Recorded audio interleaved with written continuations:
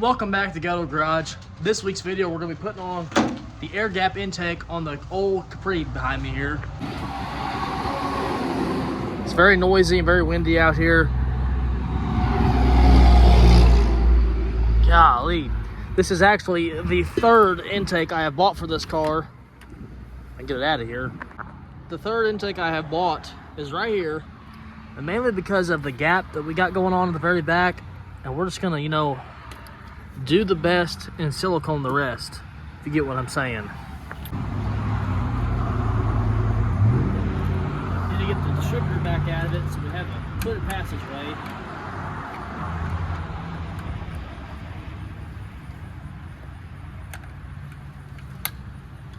I've not worked on this thing in about a month, I would say.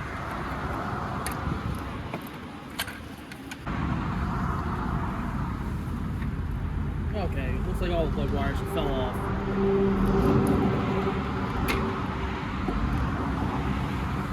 That's fine.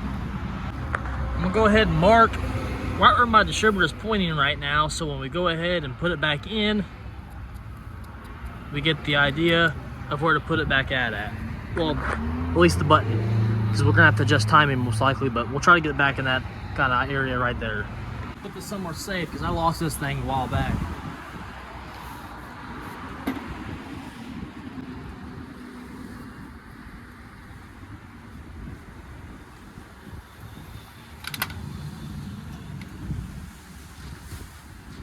We've reached the point in this video where we gotta silicone as much as possible.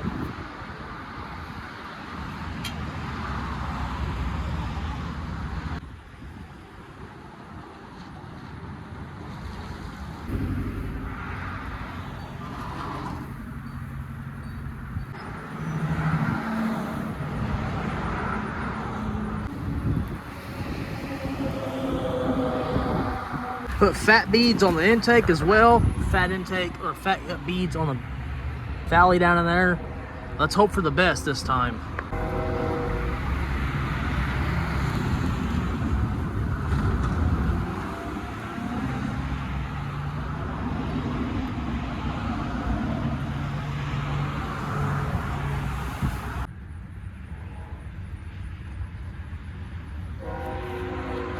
I'm really hoping that this does the job this time. Let's see back here or not.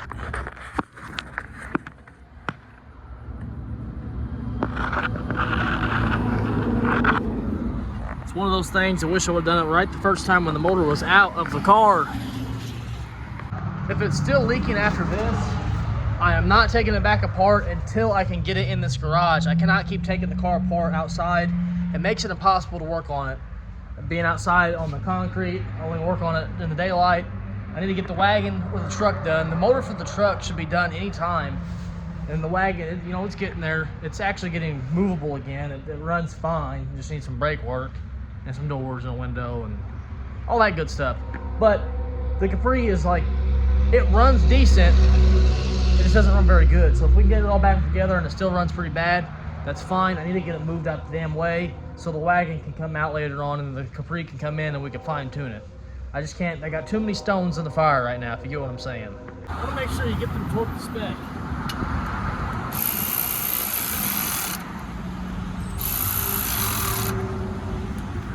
You also want to make sure you charge your batteries.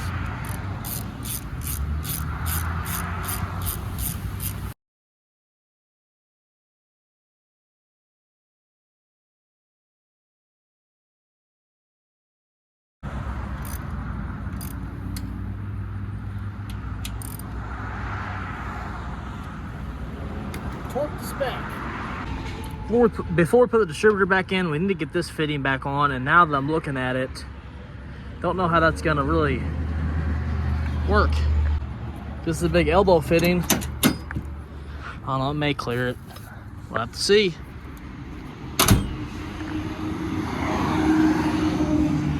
Oh yeah, it'll clear. Just barely. Oh. Dang it.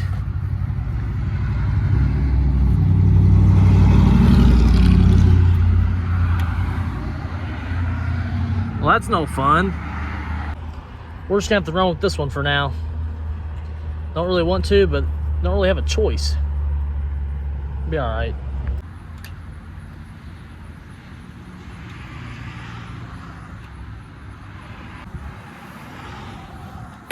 Nice and snug. Now at this point, the distributor can go back in.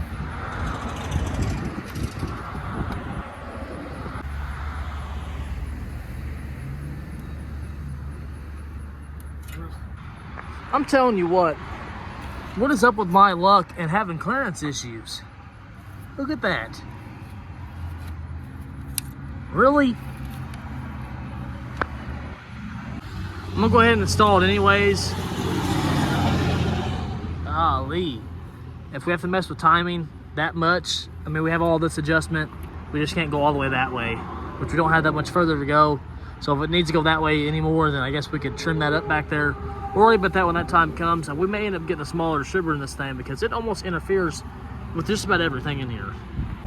Went ahead and got the plugs all tightened down in there. All the extra plugs. We're not gonna have a temp sensor right now because when I tighten this up, it just keeps moving up and down. I don't know what really is going on with it. Almost like it needs something to hold this. I don't know. Well, I said that, and this right here will actually work. I guess I'll get it tossed in a hole. Well, I changed my mind on that. This is kind of threaded in there funky. I don't really care for the way it's feeling. So let's get the carburetor thrown on here. I got an hour left out here before I have to go pick up my kids. So we'll try to get as much done as I possibly can and knock this thing out of here.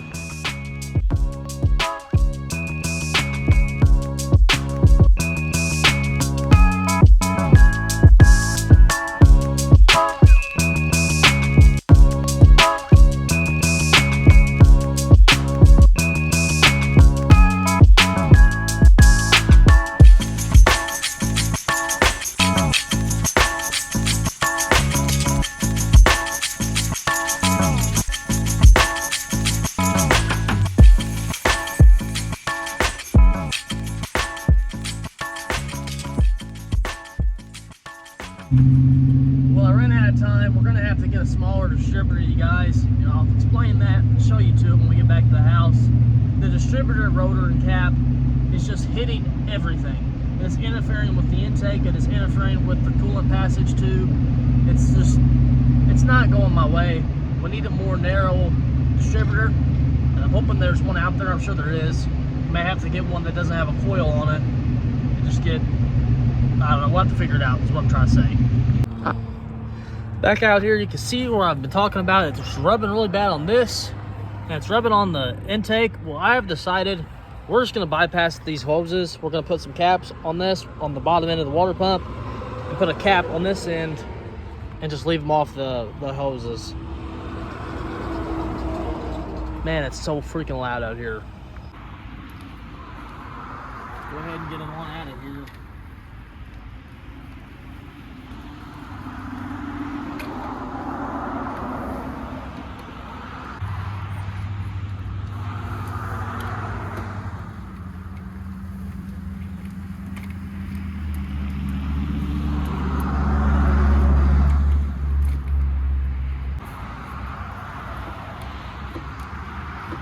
Come on.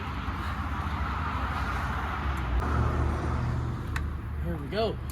There's one. There's two. I get this thing back out, so that means the distributor has to come right back out again.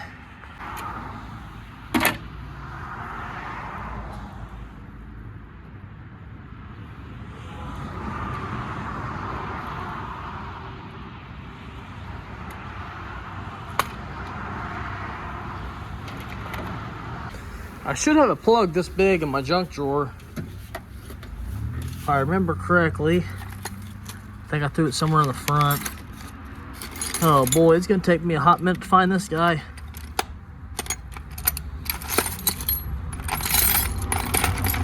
Oh, is that it? I think it is. We are finally at a point to start this thing. Let's see if she'll crank up. Let's see if I got the timing right this time.